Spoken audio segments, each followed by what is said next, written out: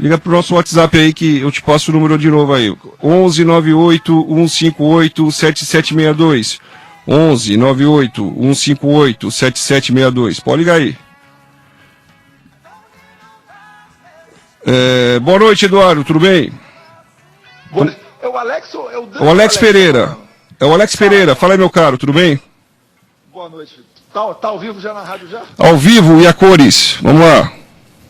Então eu não posso falar besteira não, né? Tem Agora você não pode contar os segredos aí de Brasília. Fala aí, beleza? Mas é engraçado, aproveitando esse gancho aí. A gente fica sempre à vontade para falar, e às vezes as pessoas ficam falando, né? Poxa, o Bolsonaro fala muito, ele tem que se controlar. Mas é que a gente liga tanto automático. Normalmente o que eu falo aqui com vocês da rádio, ou o que eu falo no meu gabinete com qualquer pessoa que entre lá, é exatamente a mesma coisa.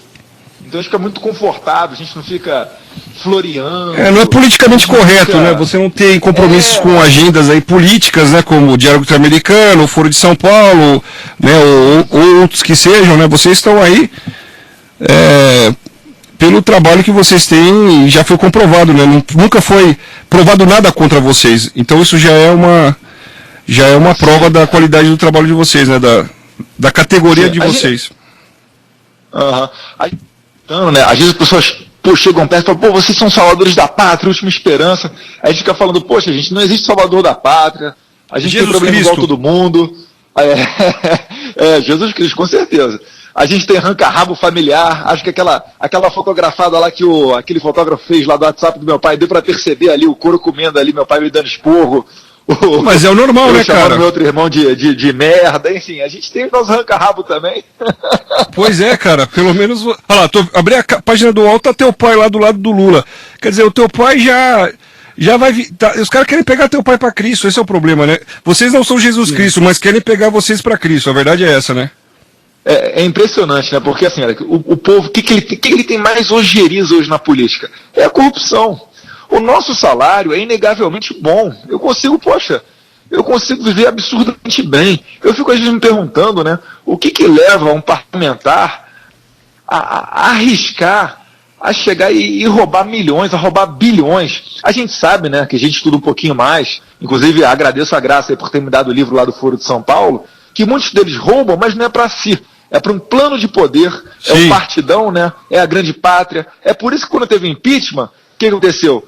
Todos esses bolivarianos vizinhos aqui, os comunistas, esses merdinhas aqui da América do Sul, sim, ficaram falando o quê? Que é golpe, é golpe, é golpe. Graças a Deus eles não têm as forças armadas fortes a ponto de bater de frente com a gente. Então, assim, é um jogo muito rasteiro, muito sujo. E até 2018, pode ter certeza, a gente vai ser muito mais caluniado, ainda muito mais. Mas agora eu falei pro pessoal desde o ano passado, que agora começou as eleições, né?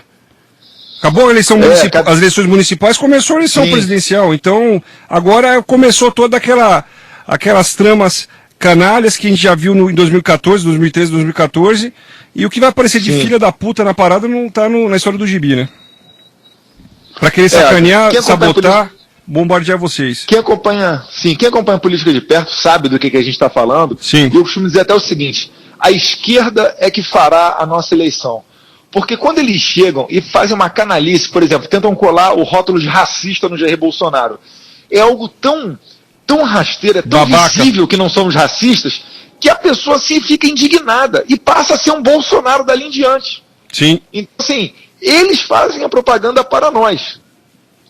Exatamente. A gente até agradece, entre aspas, esse pessoal, nos dão muita dor de cabeça, é claro, mas quem não quiser ter essa exposição, quem não quiser ter esse tipo de estresse, é só não entrar na vida pública, né? A gente, quando entra na vida pública, a gente sabe que tem ônus e tem bônus. O ônus é esse, às vezes eu tô, sei lá, na rua tem alguém que pode estar falando mal da família Bolsonaro, e eu não, e vocês correm risco, né? A verdade é essa, porque vocês estão no Brasil, o país mais assassino do mundo. Tem que lembrar isso também, aqui é perigoso. Sim, também tem isso. Aqui não a gente não está na Flórida, a gente não está, né, na Suécia, não digo hoje em dia que está perigoso, mas na Suíça. Quer dizer, estamos no Brasil, cara, aqui é território selvagem, né? Sim, e seria muito fácil até deles conseguirem nos matar. Muitas pessoas falam, né, mas tem que estar com segurança, etc. A gente toma as nossas precauções, É claro que a gente não avisa para todo mundo, né? Daí não seria... São medidas de segurança. Senão a gente vai estar alertando o nosso inimigo, vai estar passando para ele o plano, né? Mas, facilmente, as pessoas sabem que eu ando armado. Se virar aqui na esquina, alguém quiser me dar uns 5 tirinhos aqui e eu cair, ele pode falar, olha, atirou porque foi assalto e o cara estava armado, tentou reagir, enfim. Mas a gente tem fé em Deus também que tudo vai dar certo no final. Sim, mas eu acho que a gente tem que lutar, Eduardo, a gente tem que lutar agora para poder chegar em Brasília. Eu estava comentando aqui outros dias aqui na rádio, eu faço esse programa todos os dias, a gente está 4 anos aqui, graças a Deus, quase 4 anos na Rádio Vox. A gente tem que chegar em Brasília e falar todos os dias lá, mesmo, claro, a gente sabe a dificuldade de vocês conseguirem disponibilidade de um salão lá para poder fazer um encontro, né, tudo isso daí, e fora também um monte de gente que aparece para poder colar em vocês, para tirar alguma casquinha, a gente sabe disso que existe, né? Sim, isso é uma coisa terrível e abjeta, mas para poder pôr a pessoas que realmente entendem desse assunto, né, por exemplo, fazer uma transmissão do Olavo lá, eu acho que vocês já fizeram isso inclusive, né? Olavo lá falando... Eu fui em janeiro agora, visitei, tive a satisfação de conhecer o Olavo pessoalmente. Sim, denunciar, levar a Graça, o Heitor, o pessoal que a gente sabe que estuda esses assuntos seriamente, para poder contar pro povo brasileiro lá de Brasília mesmo, fazer esse agito em Brasília mesmo, principalmente lá do Congresso Nacional, do esquema de poder que está montado no país, porque vocês sabem melhor do que qualquer um de nós, vocês estão vendo lá. Isso daí é um esquema que é gigantesco, não é uma coisa que é uma brincadeira, que você vai lá, não, eu vou fazer uma eleição, ganhamos uma eleição, está resolvido o problema. Não! Hoje, a gente viu aqui em São Paulo, ontem ou anteontem, no Brasil inteiro, esses caras tomaram as ruas do Brasil. E eu vi aqui em São Paulo, os caras fecharam ali na frente da Prefeitura de São Paulo, o viaduto que tem ali na Prefeitura de São Paulo, os caras lotaram de gente, não tinha pouca gente. Quer dizer, tem muita gente pendurada ali na mortadela, né? Quer dizer... Sim, e a gente até alerta para isso aí, Alex. A gente fala o seguinte, mais difícil do que chegar à presidência é você se manter nela. Porque isso daí vai virar rotina, não tenha dúvida. Quando a Dilma estava no poder, ela anunciou uma reforma da Previdência que ia dificultar muito as condições do brasileiro se aposentar. Mas ninguém falou nada. Não saiu porcaria nenhuma. Agora que é o Temer, não estou querendo defender a barra do Temer, não, mas é por quê? É porque não são os companheiros que estão no poder. Se fossem os companheiros no poder, não ia estar tendo nada disso. É por isso que hoje eu tuitei. Eu falei, olha, não são trabalhadores que estão fazendo greve, são sindicalistas. Alguns até vão na onda dos sindicalistas ali, mas a maioria está fazendo greve para colocar os deles, para criar um movimento de instabilidade política, para ver se conseguem colocar os deles lá em Brasília, mamando nas tetas do governo.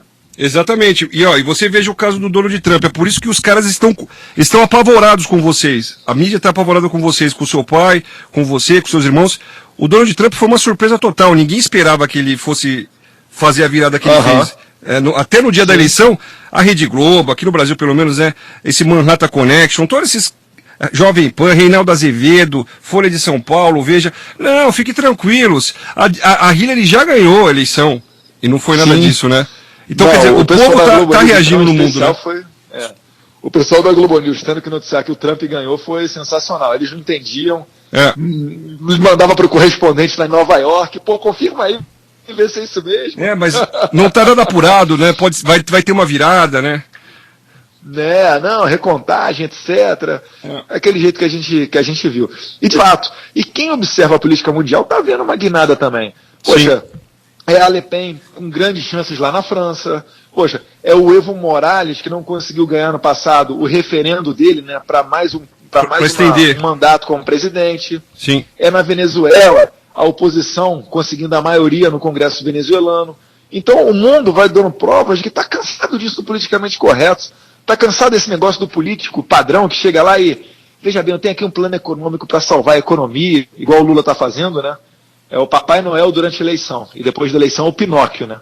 Exatamente. Não tem a solução, e o brasileiro ainda cai nessa. Tem gente que lá, mas o Jair Bolsonaro não sabe de economia, qual o plano econômico dele. Eu falo, gente, vocês querem o quê? Vocês querem que engane vocês? Porque ninguém sabe amanhã se o dólar vai estar subindo, se o dólar ela vai estar descendo. O lance é o seguinte, o seu pai, eu nunca vi ele falar nada contra a soberania do Brasil, do povo brasileiro, melhor dizendo, porque ele tem que, acho que também falar isso, né? A soberania do povo brasileiro. Soberania do Brasil é uma coisa muito abstrata, né? Do povo brasileiro. O povo brasileiro está armado, protegendo sua família, protegendo seus filhos, né? Dessas ataques, não somente, né, da bandidagem, das drogas, mas de cartilhas que querem perverter as crianças e por aí vai. Quer dizer, vocês lutam por isso, então não tem nada para poder falar contra vocês em relação a isso. O Bolsonaro não entende de economia? Muito bem, mas ele não tem que entender de economia, ele tem que ter pessoas que entendam de economia, né? Sim, claro, para isso é que existem ministros, para isso que existem, o assessoramento da presidência. Você acha que o Lula sabe de economia? Você acha que a Dilma sabe de economia? O Lula só entende de roubar e cachaça, né? Isso ele manja. Sim. Quando muito do Corinthians ainda. E olha lá. Nem do Corinthians. O Corinthians acho que é só da boca para fora, né? Ele não é corintiano, ele é... Mas é só para construir Itaquerã e para se dar bem. Só para poder ter ganho a eleição para Dilma. Mas o lance é isso daí, cara.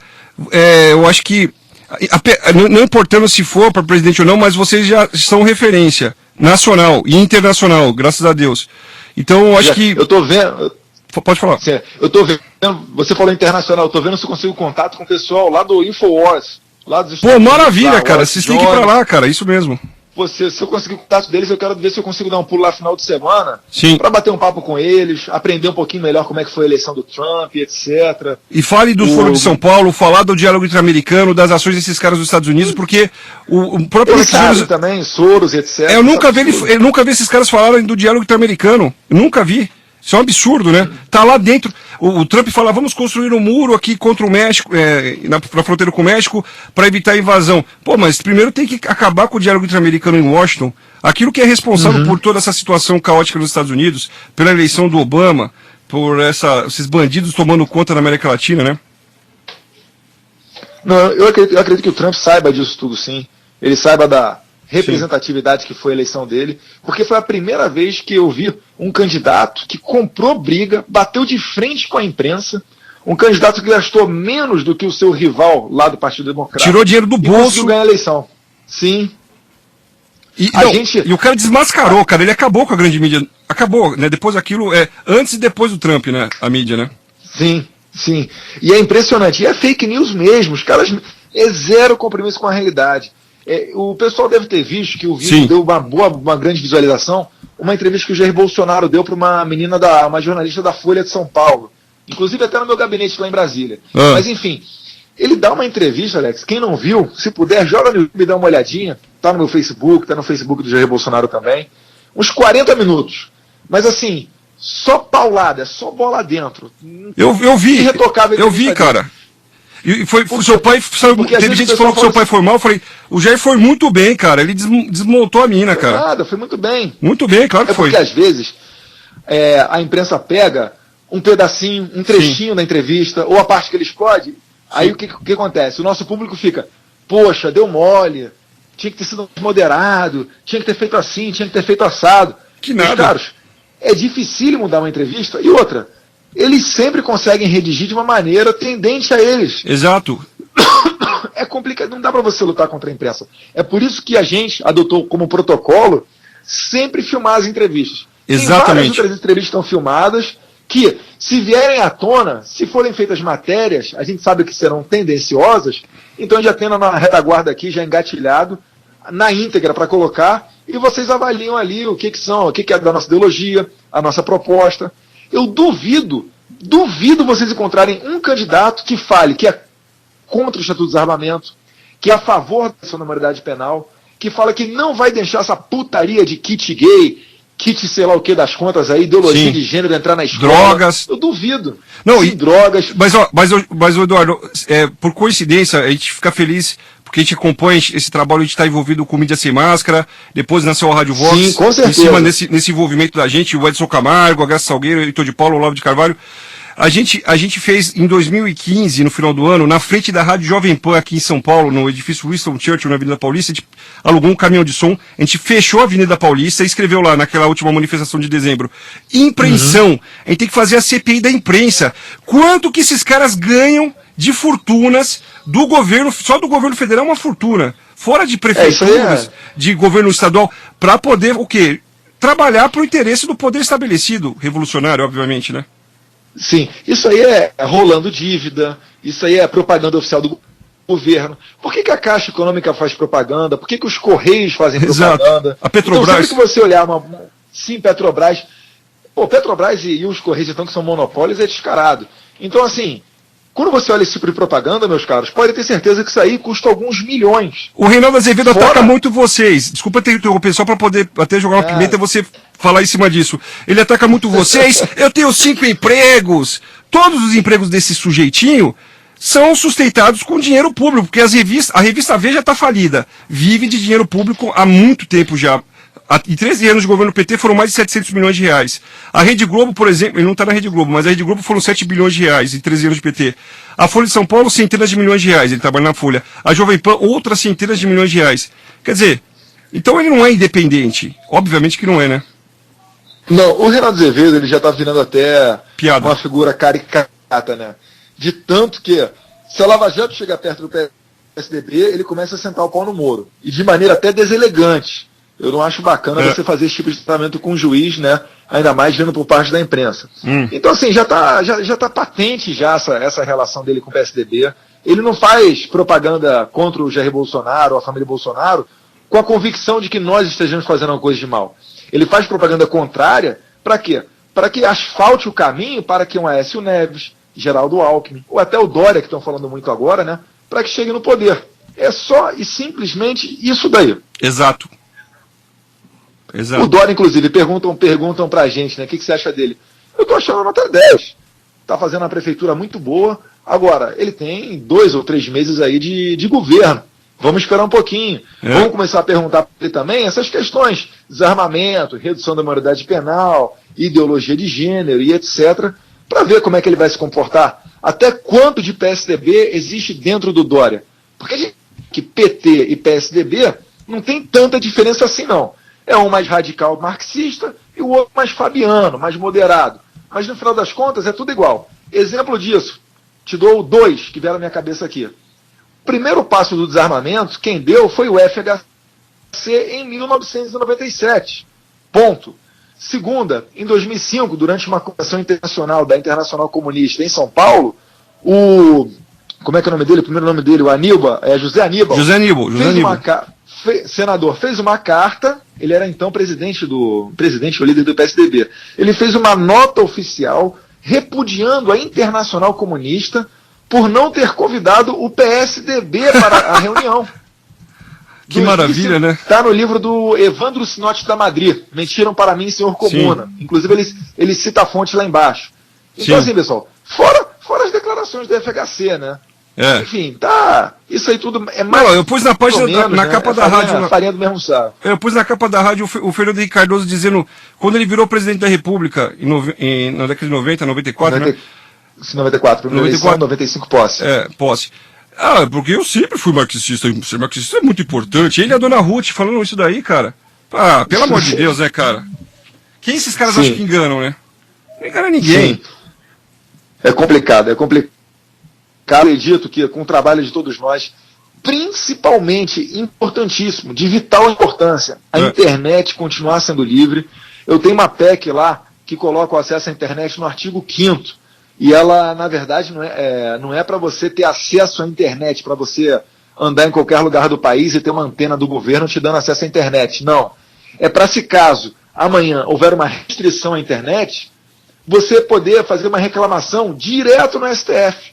Um instrumento muito mais rápido e célere falando, olha só, STF, a internet é um direito fundamental, está aqui no artigo 5º. Como que pode haver uma restrição? Porque, por exemplo, Maduro ele faz o que quiser lá na Venezuela, né? Pelo menos aqui a gente teria esse instrumento, não sei até quanto de efetividade, né? Ia depender na mão de como o ministro cair, mas é um alento, é um demonstrativo de que você vê quem que está do lado da liberdade. Mas, cara, eu acho que tem que, assim, só para falar uma coisa que o Olavo sempre diz, vocês estão carecas de saber. A gente tem que fomentar a militância. Eu acho que é o mais importante. Por mais que vocês tenham admiradores, vocês têm, eu sou testemunha disso. Onde vocês passaram aqui em São Paulo, onde que eu vi, vocês são, né, seguidos por uma multidão de pessoas. Vocês precisam formar uma militância. Isso é muito importante, ter uma militância do lado de vocês, porque sem isso vocês estão fritos, né? Porque o que do outro lado está lá os caras muito bem pagos e muito bem treinados, né? Sim, a gente não tem acesso ao dinheiro, até porque a gente não joga o jogo da corrupção também, né? Sim. E isso que você está me falando, o professor Olavo já falou também.